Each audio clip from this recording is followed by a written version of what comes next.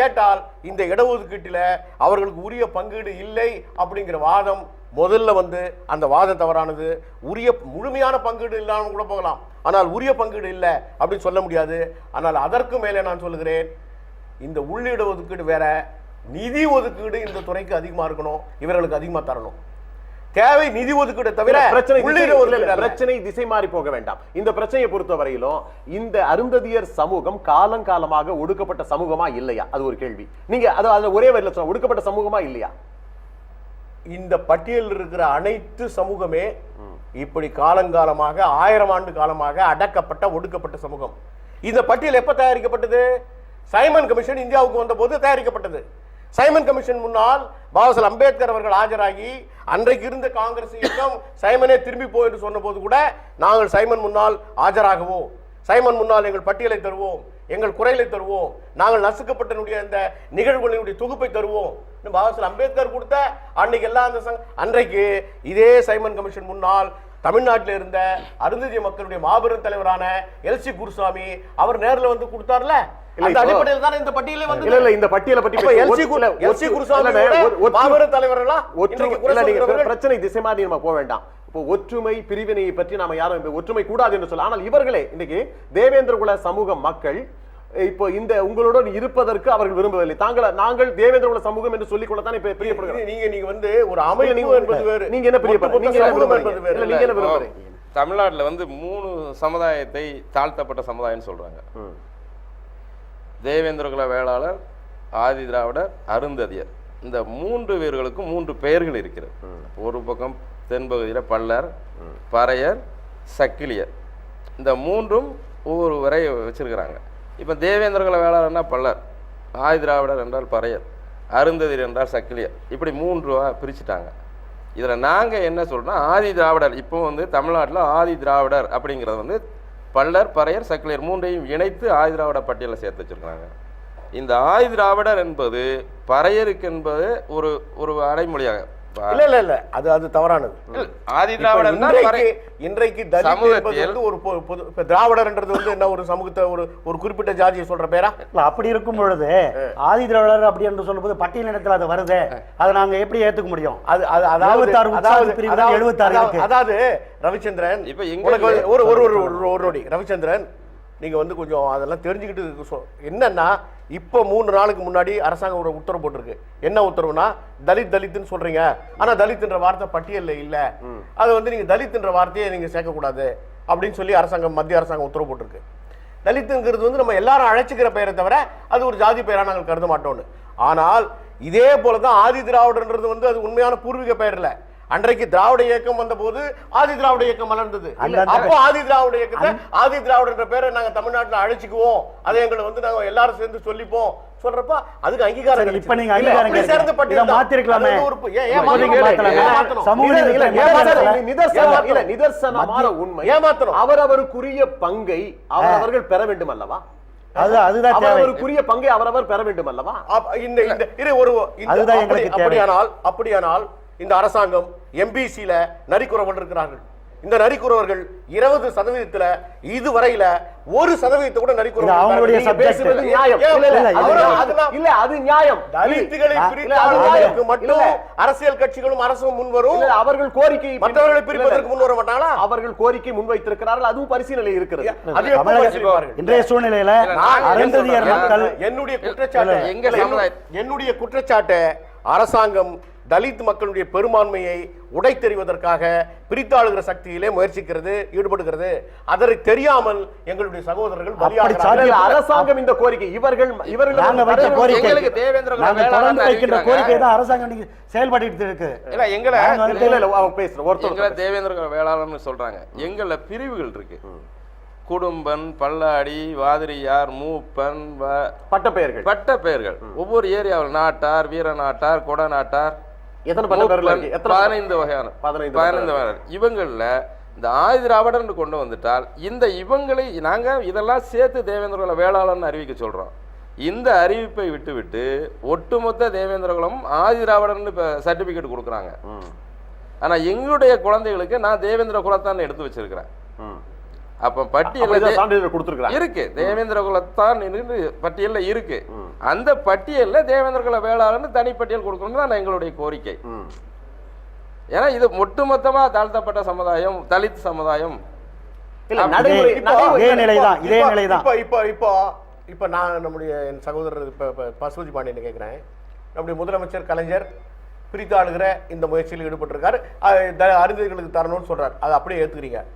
முதலமைச்சரே தான் வந்து சட்டமன்றத்தில் சொன்னார், ஆதி திராவிடன்றது எந்த சமூகத்தையும் குறிக்கிற பெயர் இல்லை, அதை வந்து தனியா யாருக்கும் இது ஒரு சமூகத்துக்கு சொந்தமான பெயர் சொல்ல முடியாது, ஒட்டுமொத்த தமிழ்நாட்டில் இருக்கிற எல்லா அடித்தளத்து மக்களையும் அடித்தளத்து சாதிகளையும் குறிக்கிற பெயர் சொல்றாரு, அதை ஒத்துக்க மாட்டீங்க? அதை நாங்க ஒத்துக்கிறோம், நாங்க அதை ஏத்துக்கலையே.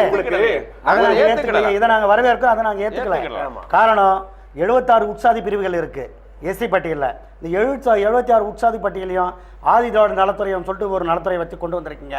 அதில் என்ன பண்ண, அரசு அதிகாரிகள் ஆதி திராவிட நலத்துறைன்றதுனால வெறும் ஆதி திராவிடர் மட்டும்தான் அந்த சலுகைகளை அனுபவிச்சுட்டு இருக்காங்களே தவிர அருந்ததியர் மக்கள் யாருமே வந்துட்டு அனுபவிக்கலையே. தம்பி தம்பி ஒரு புள்ளி விவரமே தெரியாம நம்ம சொல்லிட்டு இருக்கோம். இல்ல புள்ளி விவரம்னா இருங்க, நான் ஒரு கேள்விக்கு நான் பதில் சொல்றேன். ஆதி திராவிட நலத்துறைன்னு இருக்கு. நான் வந்து இதுவரையில என்னுடைய கொள்கைக்கு விரோதமா ஆதி திராவிடர்கள் நான் பிரிக்க மாட்டேன். அனைத்து தேவேந்தர் ஆனாலும் அருந்ததியர் ஆனாலும் அனைவரும் ஆதி திராவிட தான். இருங்க, நான் பிரிக்க மாட்டீங்கன்னு சொல்ல பயனாளிகளாக நீங்கள் இல்ல, இவருடைய கேள்விக்கு பதில் சொல்றேன். 12 ஆண்டு காலமா எந்த சமூகம்னு சொல்றீங்களோ அந்த சமூகத்தை சேர்ந்தவர் தான் ஆதி திராவிட நலத்துறையுடைய அமைச்சர். நான் அப்படி பிரித்து பார்க்க மாட்டேன். அப்புறம் என்ன வந்து நீங்க இந்த துறைக்கு பேர் சொல்றீங்க? இப்போ எடுத்துக்கிட்டீங்கன்னா மத்திய அரசுல சமூக நீதித்துறை இருக்கு, தமிழ்நாட்டில் வைக்க வேண்டியதுதானே? மத்திய அரசுல ஏதோ ஒரு காஸ்ட் இல்ல, சமூக நலத்துறையில இருக்கக்கூடிய ஒரே ஒரு அமைச்சர் சுட்டி காட்டுறீங்க. உங்க அருந்ததியர் பாத்தீங்கன்னாக்கா அவர் கேள்விக்கு நான் பதில் சொல்றேன். ஆதி திராவிட நலத்துறை அமைச்சர், ஆதி திராவிட நலத்துறை செயலாளர், ஆதி திராவிட நலத்துறை இயக்குனர், ஆதி திராவிட நலத்துறை இருக்கிற தாட்கோனுடைய நிர்வாக அதிகாரி, 4 பேரும் வந்து நீங்க சொல்ற குறிப்பிட்ட சமுதாயத்தை சேர்ந்தவங்களா இல்லையா? 4 பேருமே வேற வச்ச இல்ல, நாங்கள் பிரித்து ஆள மாட்டோம். நாங்கள் பிரித்து பார்க்க மாட்டோம். இந்த பட்டியல்ல நீங்க வரீங்களா? நாங்கள் பிரித்து பார்க்கவே மாட்டோம். இவர் சொன்ன நீங்க வரீங்களா? தேவேந்திர 4 பேருமே இந்த துறையை நிர்வகிக்கிறவர்கள் இல்லையா? சொன்ன பட்டியல வரீங்களா நீங்க? இவர் சொல்லிட்டாரு பொறுப்புகள்லாம் அருந்ததியருடைய மக்கள் பிரச்சனை. தமிழ்நாட்டில் இன்னைக்கு 42 தொகுதி ரிசர்வ் தொகுதிகள் இருக்கு. ஒரு பார்வையாளருடைய அழைப்பு. ஐயா வணக்கம், எங்கிருந்து அழைக்கிறீங்க, பெயர் சொல்லுங்க. சார், நான் சுந்தரி தூத்துக்குடியில இருந்து பேசுறோம் சார். சொல்லுங்க. தேவேந்திர குல சமுதாயத்துல இருந்து பேசுறோம் சார். இப்ப தமிழரசர் அவர்கள்ட்ட கொஞ்சம் பேசணும் சார். இல்ல உங்களுடைய கருத்துக்களை சொல்லுங்கம்மா. இந்த நிகழ்ச்சியை பார்த்துட்டு இருக்கீங்க இல்லையா? ஆமாங்க சார். உங்களுடைய கருத்துக்களை சொல்லுங்க சுந்தரி. அதாவது சார், இப்ப தமிழரசு அண்ணா சொன்னாங்க, அம்பேத்கர் வழி வந்து எல்லாரும் ஒண்ணு சேர்ந்து இருக்கணும், அதை வந்து பிரிக்கிறதுக்கான எங்களுக்கான உடன்பாடு கருத்து இல்ல அப்படின்னு சொன்னாரு. சரிங்க. அதாவது பரவலா மக்கள்கிட்ட என்ன கருத்து இருக்குன்னா, அம்பேத்கரே வந்து ஆதி திராவிடர் சமூகத்தை சேர்ந்தவர் தான் அப்படிங்கிற ஒரு கருத்து இருக்கு. ரெண்டாவது வந்து ஹலோ ஆமாமா சொல்லுங்க. ரெண்டாவது வந்து இப்போ அதிகமா வந்து இவங்க வந்து எல்லா வட மாவட்டத்துல எடுத்துட்டீங்கன்னா வட தமிழகத்துல இவங்க தான் அதிகமான விழுக்காடு வந்து பயன்பெற்று இருக்காங்க. சரி. ஆதி திராவிடர் சமூகத்தை சேர்ந்தவங்க தான் அதிகமான விழுக்காடு வந்து பயன்பெற்று இருக்காங்க. அந்த காரணத்தினாலதான் அவங்க உள் ஒதுக்கீடு வேணாம் அப்படிங்கிறதுக்கான எங்களுக்கும் அவங்களுக்கும் வந்து கலாச்சார ரீதியாகவும் நிறைய மாற்றங்கள் இருக்குது. பண்பாட்டு ரீதியாகவும் நாங்க தேவேந்திர குல வேளாளர் சமுதாயமும் ஆதி திராவிடர் சமுதாயமும் ஒண்ணுன்னு ஏத்துக்கவே முடியாது சார். இல்ல, இத நீங்க சுந்தரி நீங்க இத மேம்போக்கா பேசுறீங்க. அது வந்து மாற்று சமுதாயம் 2 பேருக்குமே வந்து இது இந்த ஒரு கருத்தை வந்து உடன்பாடு இருக்க வழியே கிடையாது. சரிங்கம்மா. ஹலோ சொல்லுங்கம்மா, கேக்குது, சொல்லுங்க. அப்படி இருக்கும்போது சார், எங்களுக்கு வந்து உள் ஒதுக்கீடுங்கிறது வந்து அவங்க அதிகமா பயன்பெற காரணத்தினால மட்டும்தான் எங்களுக்கு உள் ஒதுக்கீட்டுல எங்களுக்கு விருப்பம் இல்லைன்னு சொல்றாங்களே தவிர, மனது ரீதியா எந்த அளவுலயும் நாங்களும் அவங்களும் ஒன்னா இருக்கிறதுக்கான சாத்தியக்கூறுகள் எதுவுமே கிடையாது சார். வெளியே வர்றதுக்கு தான் எல்லாரும் விருப்பப்படுறோம். அதாவதுமா இப்ப அடையாளப்படுத்தப்படணுங்கிறது எங்க ஒட்டுமொத்த சமுதாயத்தோட கருத்து. சரிங்கம்மா, நன்றிமா வணக்கம்.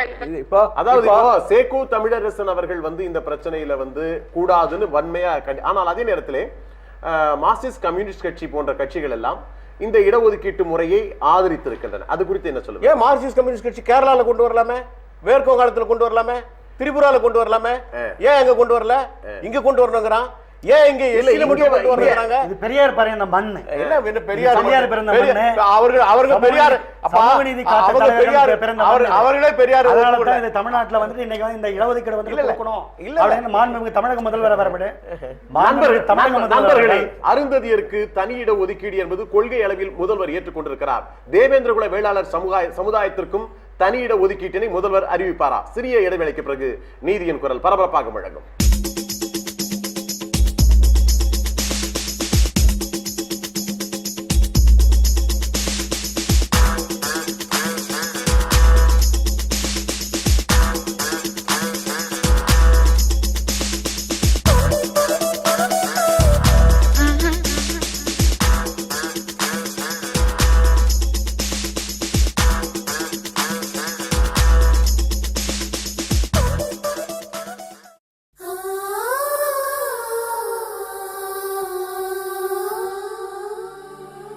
காலேஜ் அனுபவங்கள், உங்கள் பொழுதுபோக்கு, உங்கள் முதல் காதல், நீங்கள் ரசித்த முதல் படம், உங்கள் பள்ளி நாட்களில் பழகிய நண்பர்கள், உங்கள் முதல் பயணம், உங்கள் எண்ணங்கள், உங்கள் அனுபவங்கள் எதுவாக இருந்தாலும் எங்களுடன் பகிர்ந்து கொள்ளுங்கள். மறக்க முடியுமா? உங்கள் நெஞ்சத்தில் நீங்காமல் இருக்கும் நினைவுகளையும் மறக்க முடியாத அனுபவங்களையும் எங்களுடன் பகிர்ந்து கொள்ளும் நேரடி நிகழ்ச்சி இது.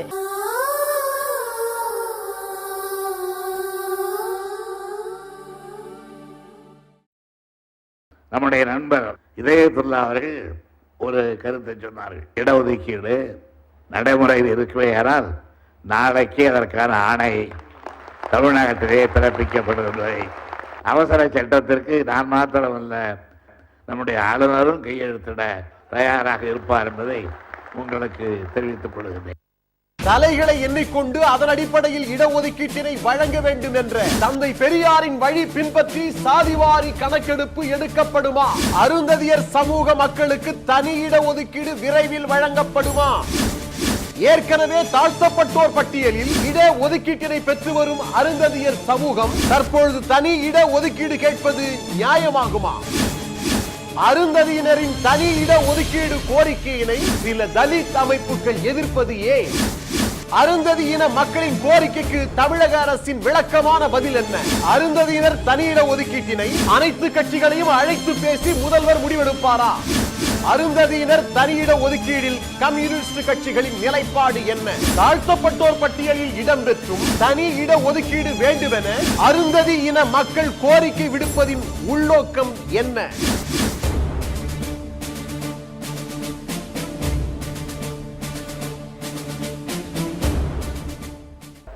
தேவேந்திர குல வேளாளர் சமூகம் மற்றும் அருந்ததியர் சமூகத்திற்கு தனி இட ஒதுக்கீடு விரைவில் வழங்கப்படுமா என்கிற நிகழ்வு குறித்து நாம் பேசிக் கொண்டிருக்கிறோம். இப்ப பாத்தீங்கன்னா அரசு செய்யாததை அரசு செய்யாததை அருந்ததி சமூக மக்கள் புள்ளி விவர கணக்கை எடுத்திருக்கிறார்கள். மாவட்ட வாரியாக புள்ளி விவர கணக்கு எடுத்துக்கொண்டு வந்திருக்கிறார்கள். 56,63,505 என்று அவர்கள் புள்ளி விவர கணக்கை திரட்டி இருக்கிறார்கள். இது அவர்கள் திரட்டின புள்ளி விவரம். அதுக்கு முன்னாடி என்னுடைய கேள்வி, நம்ம இந்த உள்ளிட ஒதுக்கீடுங்கிறது கேட்கிறோமே, இது நம்முடைய மாநில இடஒதுக்கீடு மட்டுமா, மத்திய அரசில் மட்டுமா? மத்திய அரசில் கூடவா? இல்ல, இந்த நிலைப்பாட்டில் உங்களுடைய பதில் என்ன? மாநில அளவிலையா மத்திய அளவிலையா அவனு கேட்கிறாரு அவர். இது இப்போதைய சூழ்நிலையில மாநில அளவில் தான் நாங்கள் வந்து கேட்டுக்கிட்டு இருக்கோம். பட் இதை மத்திய அளவில் கொண்டு வரதுக்கு நிறைய வாய்ப்புகள் இருக்கு. இன்றைய சூழ்நிலை பார்த்தீங்கன்னா ஆந்திராவில் இடஒதுக்கீடு கொடுத்தாங்க. அருந்ததியருக்கு 7% இடஒதுக்கீடு ஆந்திராவில் கொடுத்தாங்க. மாதிகா, மாலா, ஆதி ஆந்திரா சமுதாயத்தை தான் 6% இடஒதுக்கீடு கொடுத்தாங்க. ரெல்லி அவங்களுக்கு 1% இடஒதுக்கீடு கொடுத்தாங்க. ஆதி ஆந்திரா அவங்களுக்கு 1% இடஒதுக்கீடு கொடுத்தாங்க. ஆக 15% இடஒதுக்கீடு வந்து இப்படி கொடுத்தாங்க. கொடுத்த பிறகு அவங்க வந்துட்டு அந்த இடஒதுக்கீடு கொடுத்ததுனால அங்கே இருக்கிற அருந்ததியர் மக்கள் பெரும்பான்மையான வளர்ச்சி கொண்டு வந்தாங்க. இந்த 4 ஆண்டு காலத்துல டாக்டர்கள் இந்தியாவில் முன்மாதிரியாக இதை செய்து நடைமுறைப்படுத்தலையாங்க. நடைமுறைப்படுத்துவது என்பது நிறுத்தப்பட்டு விட்டது. தமிழக அரசு ஆணை போட்டு நடைமுறைப்படுத்தட்டும். அன்னைக்கு இருந்த தமிழக முதல்வர் சந்திரபாபு நாயுடு அவர்கள் வந்துட்டு சீஃப் மினிஸ்டர் இருக்கும்போது இந்த இடஒதுக்கீடு அங்க இம்ப்ளிமெண்ட் பண்ணாங்க. சட்டசபையில பண்ணவே இல்லை. கோர்ட்டுக்கு போனாங்க. கோர்ட்டு தடை வச்சிட்டு இருக்கு. இடஒதுக்கீடு பிரச்சனைகள் நான் கேட்கிற கேள்விக்கு என்ன பதில்னா, இந்த உள்ளிட ஒதுக்கீடு மாநில அரசுல நாங்க கேட்போம், மத்திய அரசுல சேர்ந்தே இருப்போம். நண்பர்களே இந்த பிரச்சனையை அப்ப என்ன ரெண்டு நிலைப்பாடு? நண்பர்களே, கொள்கை அளவில் இந்த பிரச்சனையை ஏற்றுக்கொண்ட தமிழக முதலமைச்சருடைய அலுவலகத்திற்கு இப்பொழுது நாம் தொடர்பு கொண்டிருக்கிறோம். ஏற்கனவே மாண்புமிகு தமிழக முதல்வர் அவர்கள் அருந்ததியர் சமூக மக்களுக்கு இடஒதுக்கீட்டினை வழங்குவதாக உத்தரவு செய்திருக்கிறார்கள். அதே போல தேவேந்திர குல சமூக மக்களுக்கும் அந்த உத்தரவினை வழங்க இருக்கிறாரா என்பது குறித்து கேட்க இருக்கிறோம். முதலமைச்சருடைய அலுவலகத்தை இப்பொழுது நாம் தொடர்பு கொண்டிருக்கிறோம். இப்ப அந்த உள்ளிடுவதுக்கு நான் சொன்னது என்னன்னா, அங்க நிறுத்தப்பட்டு விட்டது, இங்க நீங்க சொல்றீங்கன்னு. இப்ப இதுக்குள்ளவே தேவேந்திர சமுதாயத்துக்குள்ளவே உள்பிரிவுகள் இருக்கிறது, அருந்ததியர் சமூகத்துக்குள்ளவே உள்பிரிவுகள் இருக்கிறது. அவர்களுக்குள்ளாகவே ஒருத்தருக்கு ஒருத்தர் கொடுப்பல் வாங்கல் கூட இல்லாத நிலை கூட இருக்கு. நாங்க நம்முடைய சகோதரி ஒன்று குரல் கொடுத்தாங்க, அவங்கள நாங்க அப்படி அவங்களுக்குள்ளவே ஏற்றுக்கொள்ளாத நிலைமை இருக்கு. அவங்களுக்கு எல்லாம் பிரித்து தருவீர்களா? இல்லைங்க, நீங்க இல்ல மாநில அரசுல மட்டும் பிரிப்போம், மத்திய அரசுல எல்லா சமூகங்களிலும் அங்கொன்றும் இங்கொன்றுமாக நிலை இருக்கு. அதைத்தான் சொல்லுகிறோம். இந்த குறை அங்கொன்றும் இங்கொன்றுமாக இருக்கும், இது அதை பெரிதுபடுத்த கூடாது என்பதுதான். இது குறித்து இந்திய கம்யூனிஸ்ட் கட்சியினுடைய பொறுப்பாளர் திரு சி மகேந்திரன் அவர்கள் என்ன கருத்து கூறுகிறார் என்று பார்ப்போம். ஐயா வணக்கம். வணக்கம், மகேந்திரன் பேசுறேன். ஐயா, வின் தொலைக்காட்சியில இருந்து நீதியின் குரல் நிகழ்ச்சிக்காக நேரலை ஒளிபரப்புல பாஸ்கரன் பேசுறேங்க ஐயா. ரொம்ப நன்றி, வணக்கம். அதாவது அருந்ததியர் இன மக்களுக்கு தனி இட ஒதுக்கீட்டினை வழங்க வேண்டும் என்கிற கொள்கை முடிவினை முதல்வர் எடுத்திருக்கிறார்கள். அதே போல தேவேந்திர குல வேளாளர் சமூகத்தை சேர்ந்தவர்களும் தங்களுக்கு தனி இட ஒதுக்கீடு தேவை என்கிற குரலை இப்பொழுது உயர்த்தி இருக்கிறார்கள். இந்த தனி இட ஒதுக்கீடு அவசியம் தானா? இந்திய கம்யூனிஸ்ட் கட்சியினுடைய நிலைப்பாடு என்ன? உள் ஒதுக்கீடு என்பது அவசியமானதுதான். ஏன்னா நம்முடைய சமூகம் என்பது ஒரு பிரமிடை போல அமைந்திருக்கிறது. அடித்தளத்தில் ஒவ்வொரு சமூகத்தினுடைய உட்பிரிவுகளும் மிகப்பெரிய பாதிப்புக்கு உள்ளாகி இருக்கிறார்கள். அதுல நம்முடைய தலித் மக்கள் மத்தியில் மிக கடுமையான முறையில் பாதிக்கப்பட்டவர்களில் அருந்ததிய மக்கள் முன்னணியில் இருக்கிறார்கள் என்றுதான் சொல்ல வேண்டும். எனவே அவர்களை முன்னேற்றுவதற்குரிய வழிமுறைகளை தேடுவது மிகவும் நல்லது. அடுத்தபடியாக தேவேந்திர குல சமூக மக்கள் குறித்து, தேவேந்திர குல மக்கள் குறித்து இது எல்லாமே சேர்த்து மொத்தமா அவர்கள் ஒவ்வொருவருக்குமான அளவு என்னங்கறத பத்தி கூட எதிர்காலத்தில் நம்ம யோசிக்கலாம். சரிங்க. ஆனா இப்ப உடனடியாக மிக பாதிக்கப்பட்ட நிலையில் இருக்கிற அருந்ததியர்களுக்கு இந்த இடஒதுக்கீடு தர்றதுங்கிறது நல்லது. சரிங்க. ஆனா அதே நேரத்துல இது என்னன்னு கேட்டீங்கன்னா, இதுல இன்னொரு அபாயம் இருக்கிறது. இந்த தலித் மக்கள் மத்தியில பிரிவினைகள் ஏற்படுவதற்குரிய சாத்தியங்கள், மோதல்கள் உருவாவதற்குரிய சாத்தியங்கள் கூட இதுல இருக்கு. அதையும் கணக்கில் கொண்டு சுமூகமான முறையில் இதை அமுல்படுத்துவதற்கும் நிறைவேற்றுவதற்குமான முயற்சிகளை அரசு எடுக்க வேண்டும். இப்ப இது மோதல்கள், முரண்பாடுகள் ஏற்படுவதற்கான வாய்ப்பு எப்படி இருக்கிறது என்று சொல்லுகிறீர்கள் நீங்க? சில பேர் இப்ப அருந்ததியருக்கு தனியா பிரிச்சு கொடுக்கறது தலித் பொதுவான தலித் பகுதிகள்ல அப்படி கொடுக்க கூடாது அப்படிங்கிற குரல்கள் கூட முன்வைக்கப்படலாம். சில பேர் வேறு விதமாக நினைக்கலாம். ஏற்கனவே ஒரு முறை இந்த பிற்படுத்தப்பட்டோர் பட்டியலிருந்து மிகவும் பிற்படுத்தோர் பட்டியல் உருவாகிற பொழுது அப்படிப்பட்ட ஒரு பிரச்சனை ஏற்படவில்லையே. ஆனா சில பேர் அதை எதிர்த்து இங்கொன்றும் அங்கொன்றுமாக குரல் வந்தது, அது அடங்கி போச்சு. அதுதான் அதே மாதிரி இத அந்த பிரச்சனைகள் ரொம்ப பெரிய அளவுல போயிடாம உள் மோதல்கள் உருவாக